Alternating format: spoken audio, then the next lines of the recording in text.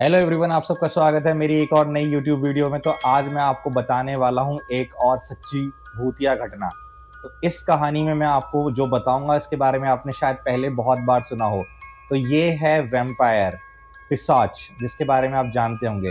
तो वैम्पायर के बारे में जितनी भी स्टोरीज आपने सुनी होगी, वो सारी की सारी आपने यूरोपियन कंट्रीज की, यूएस और आपने इंग्लैंड वगैरह की सुनी होगी। क्योंकि वैम्पायर मतलब एक मानवृत्ति है कि जो वैम्पायर होते हैं वो खून पीते हैं और उनको दफनाने के बाद वो अपनी कब्र से बाहर आते हैं, और हमारे हिंदू कल्चर में दफनाया नहीं जाता है।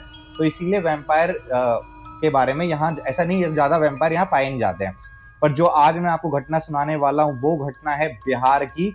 और ये घटना बहुत ही पुरानी है, अंग्रेजों के ज़माने की घटना है ये।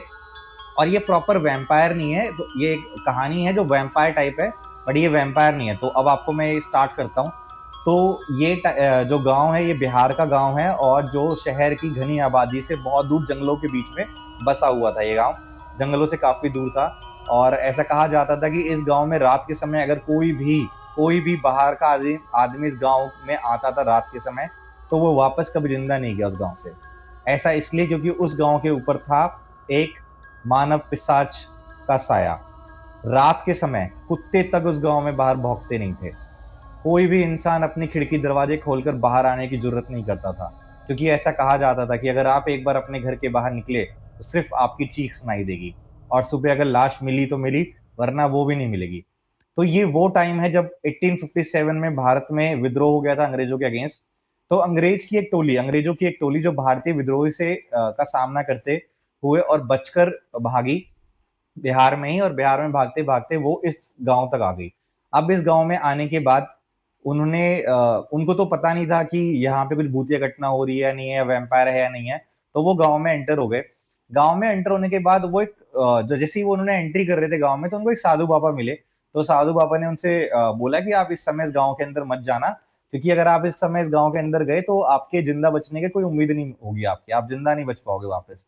पर क्योंकि वो ऑलरेडी लोगों से भागते हुए आ रहे थे, क्रांतिकारियों से, तो उनको पता था कि अगर अब वो उन्होंने वहां से अगर वो मतलब उनकी तरह लिए तो वहां पे भी मौत थी, और गांव के अंदर शायद वो बच जाते उनके अकॉर्डिंग। तो वो गांव के अंदर भागे और उन्होंने साधु की बात को नजरअंदाज कर दिया पूरी तरह से। अब गांव के अंदर जाने के बाद उनको थोड़ी दूर के बाद ही उन्होंने देखा सारे गांव के सारे घर, सब दरवाजे बंद। वो जिस भी घर में का दरवाजा खटखटाते, कोई भी ना तो कोई आवाज आती और ना तो कोई दरवाजा खोलता।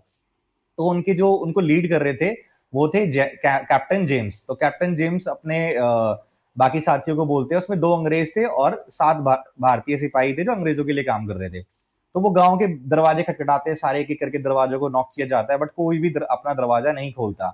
अब वो परेशान हो जाते हैं, तो वो आगे बढ़ते हैं गांव में। गांव जैसे ही खत्म होता है, गांव की सीमा के बाहर वो देखते हैं एक बहुत बड़ी हवेली है। हवेली को देख के उनको लगता है कि शायद यहाँ पे हमें आज रात के रुकने का हमारा अच्छा इंतजाम हो सकता है। तो वो उसके अंदर घुस जाते हैं, हवेली के अंदर चले जाते हैं।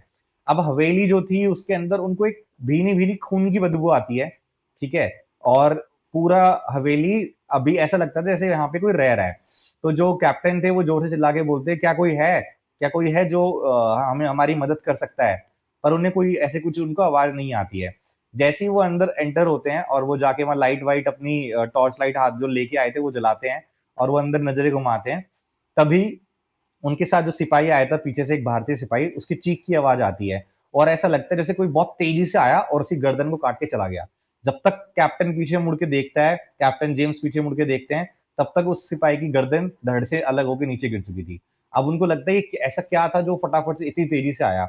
और धीरे धीरे करके कैप्टन को सबकी चीख सुनाई देती है, एक सारे सिपाही मर रहे थे। अब कैप्टन एकदम हैरान हो जाता है। तो कैप्टन के साथ जो एक अंग्रेज था, वो नया भर्ती हुआ था, तो वो उसको बोलता है कि यहाँ पे कुछ है। और तो वो वहां से वापस भागते हैं। जैसे ही वो वापस भागते हैं तो वो कैप्टन के साथ सिपाही था उसको भी वो मार देता है, जो वहां पे वैम्पायर था। वो उसको मार देता है और वैम्पायर के पीछे से हंसते हुए आवाज आती है, भाग, जहां भाग सकता है भाग। भागने के बाद खाने का स्वाद ही अलग है, तेरे अंदर जो खून की तेजी आएगी उसके बाद तुझे मारने के बाद स्वाद ही अलग आएगा।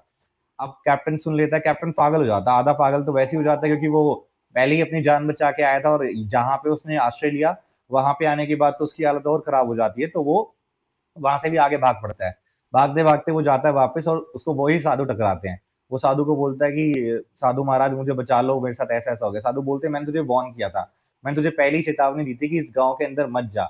इस गाँव के अंदर जाने वाला कोई भी व्यक्ति आज तक वापस नहीं आया है और तूने वही गलती करी जो मैंने तुझे मना की थी। तो वो उनके पैरों में गिर जाता है, बोलता है मेरे को कैसे भी बचा लो क्योंकि मैं यहाँ से गाँव से अब शायद ज़िंदा लौटूँ ना लौटूँ, अगर मैं बाहर चला गया तो भी मर जाऊँगा और गाँव में रहूँगा तो ये वैम्पायर मुझे मार देगा। तो वो उसको बताते हैं कि जो ये वैम्पायर है इसको मुगलों के ज़माने में श्राप दिया गया था ऋषि मुनियों के द्वारा, क्योंकि वो रक्त पान करता था ऋषि मुनियों का। तो भगवान द्वारा उसको श्राप दिया गया था कि तू आने वाले 100-200 सालों तक ऐसे ही रहेगा और लोगों का खून पीता रहेगा, लेकिन तू एक मुर्दा की तरह ज़िंदगी जिएगा। और वो इस वज़ह से वो वहाँ पे था। अब साधु बताते हैं कि तेरे जैसे भूले-भटके जो लोग यहाँ पे आते हैं, उनका खून पी के आज तक ये यहाँ पे है। तो वो बोलता है कि आप मुझे कुछ ऐसा बताओ जिससे कि मैं अपने आप को यहाँ से बचा सकूँ और मैं सुरक्षित रह सकूँ। तो वो उसको बोलते हैं इसको मारने का केवल एक तरीका है। वो उसको एक त्रिशूल देते हैं मंदिर से लाके और बोलते हैं कि त्रिशूल तुझे उसके दिल में घुपानी पड़ेगी। तुझे उसके दिल के अंदर घोपनी पड़ेगी। अगर तो तू उसके दिल के अंदर ये घोप गया तो उस राक्षस का, उस पिशाच का अंत हो जाएगा और अगर तू ऐसा करने में कामयाब नहीं हुआ तो तेरी मौत तो निश्चित है। तो अब अंग्रेज परेशान कि भाई आगे जाओ तो भी मरूँगा, पीछे जाऊँगा तो भी मरूँगा। तो वो निर्णय लेता है कि वो वापस हवेली जाएगा और उस राक्षस का सामना करेगा। तो वो उसको बोलता है कि तू अभी थोड़ी देर रुक जा, जो साधु महाराज बोलते हैं थोड़ी देर रुक जा, सुबह होने का इंतज़ार कर क्योंकि सुबह के समय वो राक्षस सो जाएगा और रात के समय वो राक्षस जागता है। तो उस समय उसको मारना थोड़ा बहुत आसान होगा एज़ कम्पेयर टू अब उसको मारना।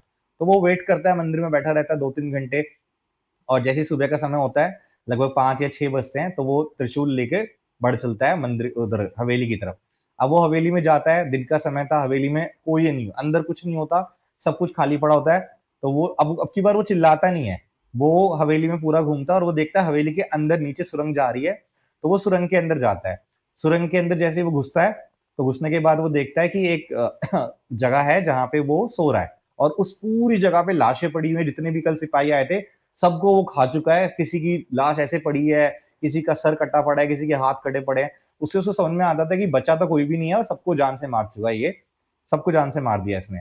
अब वो क्या करता है, वो जाता है धीरे-धीरे कदमों से बढ़ता है और जैसे ही उसके पास जाता है, वो एकदम से उठ जाता है। जो वैम्पायर था वो एकदम से उठ जाता है और वो अपने दोनों के दोनों क्लॉ हाथ ऐसे करके उसकी छाती में घुसा देता है। जो जेम्स था, कैप्टन जेम्स की छाती में घुसा देता है और कैप्टन जेम्स लगभग मतलब अपना प्राण त्यागने वाला होता है, लेकिन मरते-मरते वो त्रिशूल लेता है और सीधा उसके दिल के अंदर घुसा देता है। और जैसे ही त्रिशूल उसके दिल के अंदर घुसती है तो वो एक चीख के साथ और उसका शरीर जो होता है वो हवा में खत्म हो जाता है और कैप्टन जेम्स भी वहीं पे अपने प्राण त्याग देता है। तो साधु बाबा बाद में आके देखता है तो साधु बाबा को लगता है शायद कैप्टन जेम्स का जो जन्म हुआ था, वो शायद इस गाँव की भलाई के लिए हुआ था, उस जगह की भलाई के लिए हुआ था और उसका अंत करने के लिए हुआ था। क्योंकि कैप्टन जेम्स ने और वहाँ आई टुकड़ी में कोई भी जिंदा नहीं बचा। तो अगर आपको इस तरह की हॉरर स्टोरीज पसंद है तो मेरे चैनल को सब्सक्राइब करें और अपने फ्रेंड्स को भी मेरे चैनल को रिकमेंड कर सकते हैं इस तरह के कंटेंट के लिए। थैंक यू सो मच मेरी इस वीडियो को पूरा देखने के लिए।